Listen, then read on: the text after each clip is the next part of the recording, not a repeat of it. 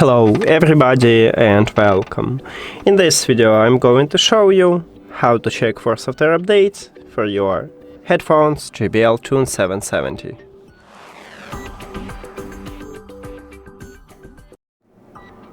You have to start by open JBL Headphones application. Of course you need to add your headphones to the app and it will open for you this headphones menu, but if it open main menu, just tap at your headphones.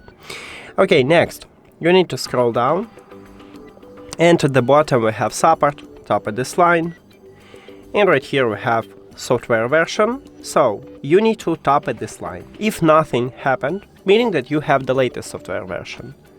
If you enter to another window, you can update by tap at the download button, and that's it. Thank you for watching this video. If you found it helpful, please consider subscribing to the channel and leave the like on the video. See you later!